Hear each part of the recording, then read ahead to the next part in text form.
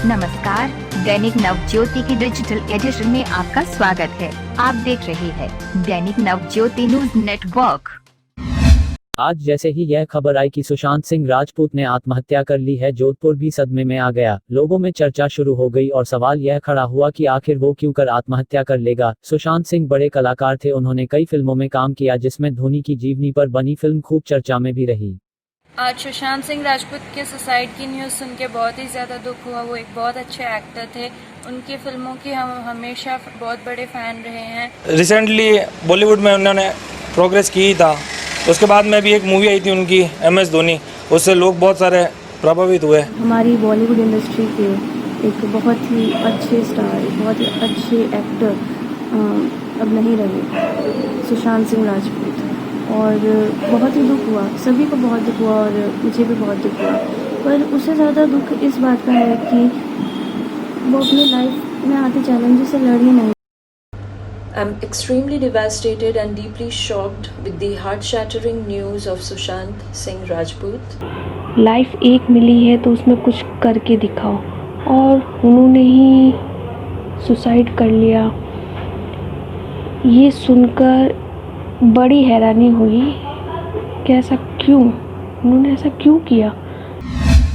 दैनिक नवज्योति के 16 वर्ष पूरे होने के सुअवसर पर दैनिक नवज्योति के सभी सुधी पाठकों को बहुत बहुत बधाई, शुभकामनाएं। दैनिक नवज्योति परिवार को भी लॉ प्रेप ट्यूटोरियल की तरफ से बहुत बहुत बधाई और शुभकामनाएं।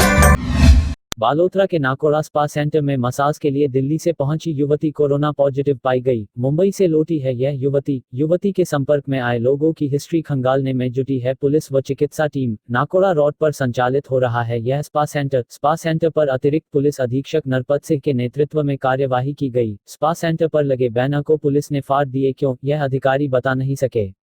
नाकोड़ा रोड पे एक स्पा सेंटर में उसके स्पा चलाने की जानकारी मिली, तो उसका नाटा अस्पताल में स्क्रीनिंग पे सैंपल लिया गया था, उसकी पॉजिटिव आई। ये सूचना मिलने पर हमने शहर में जो भी हमारे पास इनपुट था स्पा के बारे में और जो हमें सूचना लोगों से मिली, आज हमने सभी जगह सख्त कार्रवाई करवाई। दैनिक नवज्योति जो समाचार पत्र है, इसके स्थापना दिवस पर मैं Sanjay Sharma, chief fire officer नगर निगम जोधपुर, पूरे दैनिक नवज्योति परिवार को हार्दिक बधाई एवं शुभकामनाएं देता हूँ। देश के उच्च मेडिकल संस्थाओं में शामिल एम्स के प्रशासनिक अधिकारी मानवीय पहलू को लेकर कितने संजीदा है, इस बात का अंदाजा इसी बात से लगाया जा सकता है कि अपने नर्सिंग ऑफिसर के साथ चिकित्सकों की लापरवाही के कारण कोख में बच्चे के मर जाने के 1 माह बाद भी एम्स प्रशासन दोषियों के खिलाफ कार्यवाही तो छोड़ो कमेटी तक नहीं बना पाया है। 17 मई को निशक्त नर्सिंग ऑफिसर नरेश स्वामी अपनी गर्भवती पत्नी को लेकर एम्स गया था, लेकिन एम्स के चिकित्सकों ने कंटेनमेंट जोन में रहवास होने के कारण उपचार से मना कर दिया। इस कारण निशक्त दंपति को निजी हॉस्पिटल जाना पड़ा और आखिरकार उनके बच्चे ने गर्भ में ही दम तोड़ दिया। जब मेरी वाइफ को, जो कि 11 वीक्स की प्रेग्नेंट थी, उसको ब्लीडिंग और अचानक पेन होने की समस्या होने पर मैं एम्स के गायनिकोलॉजिस्ट के पास लेकर गया, तब उन्होंने मेरा रेजिडेंस पूछा और ट्रीटमेंट के लिए यह कहकर मना कर दिया कि मेरा घर कोविड हॉटस्पॉट लोकेलिटी में है। मैं दैनिक नवज्योति के 16 वर्ष पूर्ण होने पर मैं बधाई देना चाहती हूँ।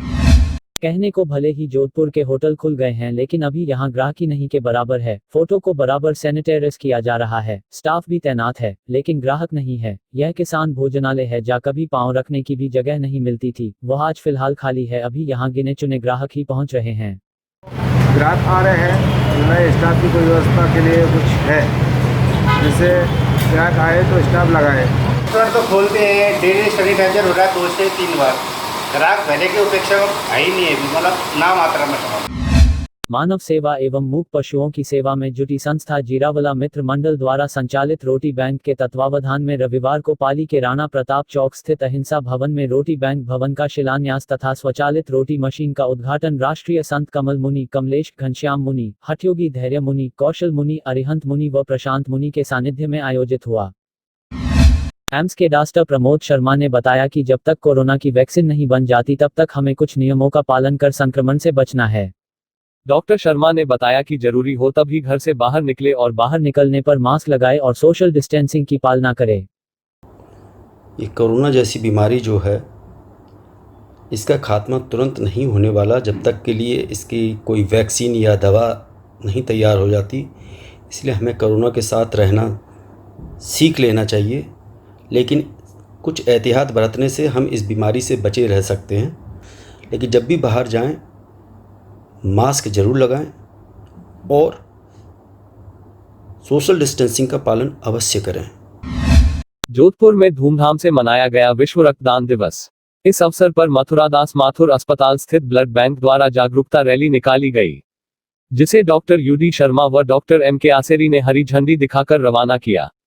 इस दौरान ब्लड बैंक में ब्लड डोनेशन का आयोजन किया गया, साथ ही कोरोना मरीजों की सेवा करने वाले वॉरियर्स व रेगुलर ब्लड डोनरों को सम्मानित किया गया। रक्तदान रक्तदान रक्तदान